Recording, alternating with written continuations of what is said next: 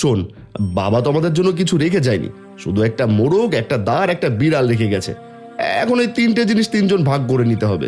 দাদা, কোমল ছোট, তাছাড়া ওই বাবার দেখাশোনা করছে। ও যেটা ইচ্ছা নিক না, তারপর না হয় আমরা নেব। না দাদা, তোমরা বড়, তোমাদের অধিকারও বেশি। তোমরা নিয়ে যা রাখবে আমি সেটাই নেব। ঠিক আছে, তাহলে আমি মোরগটা নিচ্ছি। আর মোহন, তুই দাঁটা নে। আর কমলের জন্য বিড়ালটা রেখে দে। যদিও এগুলো খুব একটা মূল্যবান না, তারপরও বাবার রেখে দেওয়া স্মৃতি হিসেবে সবাইকে নিতে হচ্ছে। তা না হয় নিলাম, কিন্তু এখন তো বাবা বেঁচে নেই। তাছাড়া সবাই যার যার মতো আলাদা হয়ে গেলাম। এখন নিজেদের খাবার নিজেদেরই সংগ্রহ করতে হবে। তাহলে এখন কি করবে? কি করব মানে? এখানে থাকলে আমাদের কে বসিয়ে খাওয়াবে? তার চেয়ে আমি কোনো রাজ দরবারে গিয়ে দেখি রাজার কাছ থেকে কোনো সাহায্য নিতে পারি কিনা। তুমি ঠিকই বলেছ, আমিও তাই করব। আর ছোট, তুইও তাই কর। আমরা তিন ভাই তিন রাজ্যের উদ্দেশ্যে রওনা হয়ে পড়ি। 1 বছর পর আমরা সবাই এই জায়গায় ফিরে এসে দেখা করব। ঠিক আছে দাদা, তাই হবে। আমরা 1 বছর পর আবার এখানে এসে দেখা করব। নাও, এবার যার যার জিনিস নিয়ে বেরিয়ে পড়ি।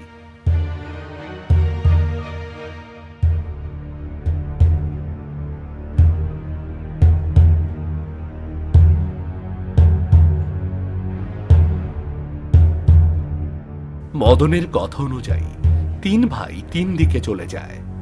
আস্তে আস্তে মদন দক্ষিণের রাজ্য হিমনগরে এসে পৌঁছায়। সে হিমনগরে প্রবেশ করতেই রাজা হিমচন্দ্রের ঘোষণা শুনতে পায়।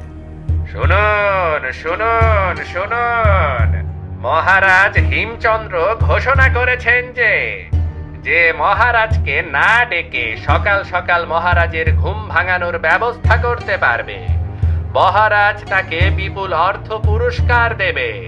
শুনুন শুনুন শুনুন। আরে বাহ, এই রাজ্যে প্রবেশ করতে না করতেই সুসংবাদ পেলাম। যাই যাই, তাড়াতাড়ি মহারাজের কাছে যাই।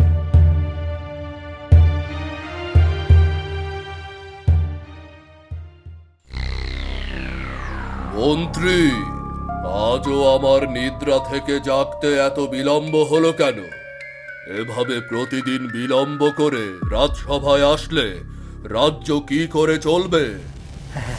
মহারাজ, আপনি তো আপনার নিদ্রাভঙ্গের ওপর নিষেধাজ্ঞা আরোপ করেছেন মহারাজ।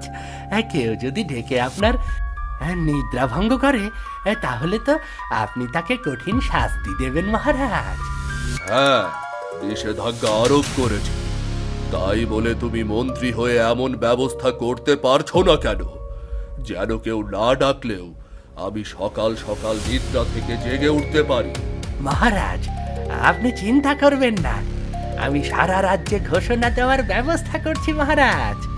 এবার কোনো না কোনো একটা উপায় বের হবেই মহারাজ।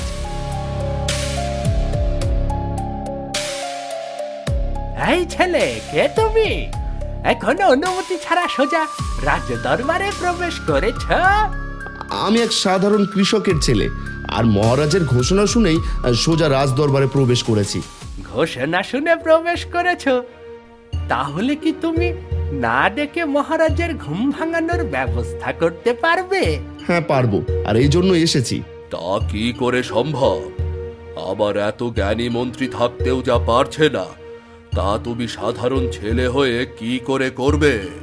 মহারাজ, মন্ত্রীমশাই না পারলেও আমি পারবো।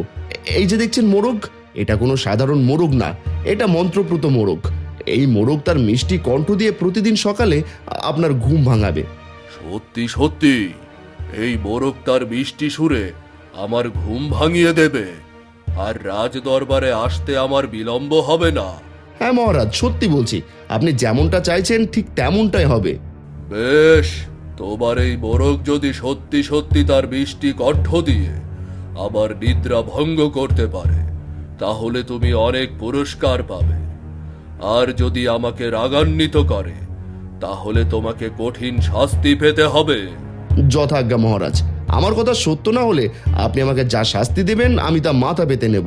ঠিক আছে মন্ত্রী, তুমি একে নিয়ে যাও, আর আমার শয়নের কক্ষে এই মোরগ রাখার ব্যবস্থা করো।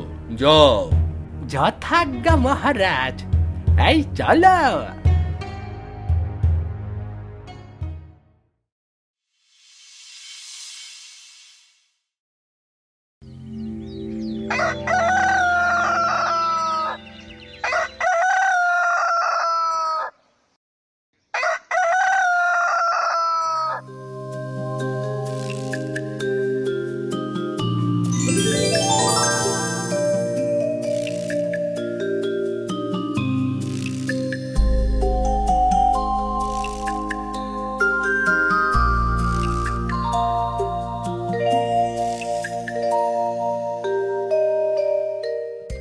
মহারাজ আজ এত সকাল সকাল রাজ দরবারে, তাহলে কি ছেলেটার কথা ঠিক হয়েছে নাকি?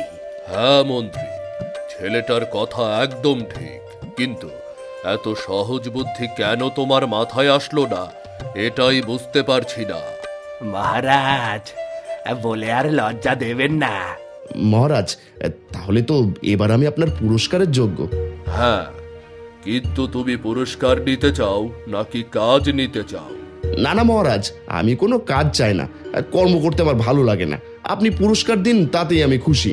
বেশ, তাই হবে। মন্ত্রী, তুমি এই ছেলেটাকে 100 স্বর্ণমুদ্রা পুরস্কার হিসেবে দিয়ে দাও, কেমন? যথা আজ্ঞা মহারাজ।